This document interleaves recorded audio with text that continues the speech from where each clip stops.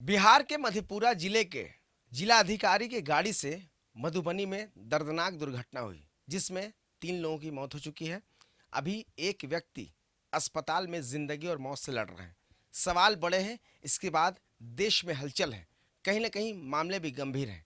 सरकार ने इसके बाद विशेष बैठक भी बुलाई है और इसी मामले को लेकर हम पहुंचे हैं अवधेश कुमार मिश्रा, जो कि वरीय अधिवक्ता हैं पटना हाईकोर्ट के, बार काउंसिल के उनके चेंबर में हैं और कानूनी पक्ष जानने की मुकम्मल तरीके से उनसे हम कोशिश करेंगे कि सर बताइए कि जिस तरीके से ये घटना घटी है इस मामले में क्या कुछ कानूनी पक्ष बनता है, ये जानने की कोशिश कर रहे हैं आपसे। यहाँ प्रश्न ये है कि जो एक्सीडेंट आपने बताया, ये एक्सीडेंट बहुत ही गंभीर एक्सीडेंट है। और सबसे सीरियस और गंभीर बात ये है कि डिस्ट्रिक्ट मजिस्ट्रेट साहब की गाड़ी से ये एक्सीडेंट हुआ। और सबसे आश्चर्यजनक बात है कि उस गाड़ी से निकल के सारे लोग चले गए, जिसका कोई अभी तक आइडेंटिफिकेशन नहीं हो पाया है कि उस गाड़ी में कौन कौन लोग थे। इस बात के लिए बहुत हाई लेवल इंक्वायरी की ज़रूरत है ताकि न्याय मिल सके लोगों को, और जो दुर्घटना हुई है उसमें पता चले कि वास्तव में उस गाड़ी में कौन लोग थे। लगता है कि ये कुछ न कुछ प्लानिंग हुआ है या कोई लोग नशे में गाड़ी चलाकर इस तरह का कांड किया है।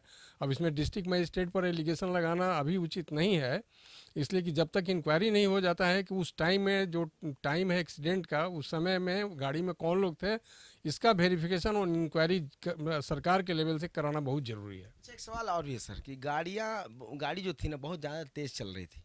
ऐसे में अगर गाड़ी हाई स्पीड चलता है, वैसे दुर्घटना होती है, तो इसका इस पर सज़ा क्या होगी? अगर ऐसा होता है तो ड्राइवर कहीं ना कहीं जिम्मेदार है अगर गाड़ी हैसियत से ज़्यादा स्पीड चल रही होगी, उसका कानूनी पक्ष। उसके लिए ट्रैफिक रूल बना हुआ है कि हाईवे पर या कहाँ जो जो लिमिट दिया गया है उस लिमिट को क्रॉस करने पर ट्रैफिक रूल में पनिशमेंट प्रेस्क्राइब्ड है, जो कोर्ट तय करेगा, उसमें हम लोग कुछ नहीं कर सकते हैं। एक सवाल और है सर कि जांच में पता चला है कि गाड़ी का सारा चीज़ फेल था। ऐसे में अगर जिला अधिकारी की गाड़ी है तो मामला कितना गंभीर है, कानूनी पक्ष इसका कुछ।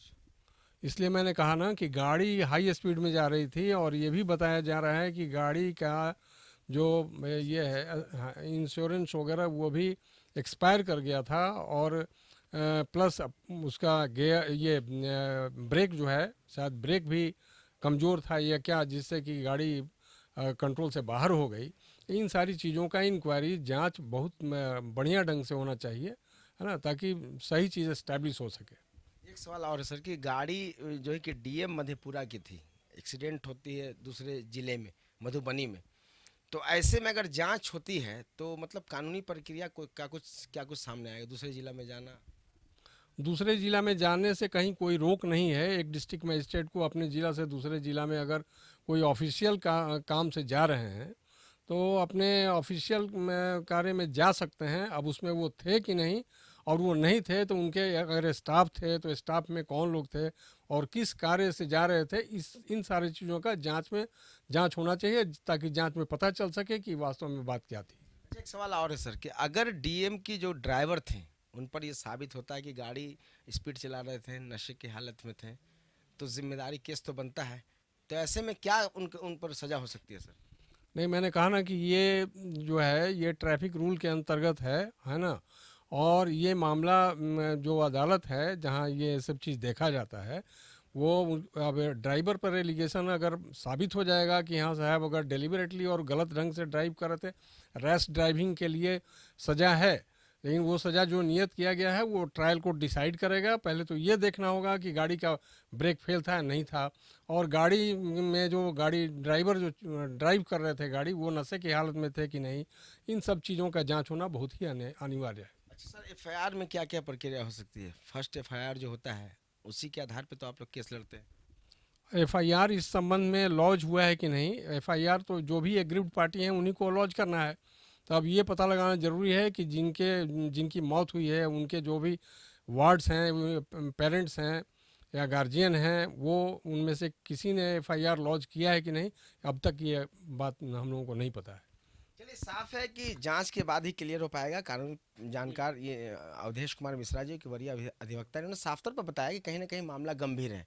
इसमें बहुत सारे एक्ट बनते हैं, केसेस हैं। अब देखना होगा कि एफआईआर में किन कौन कौन लोग नामजद किए गए हैं।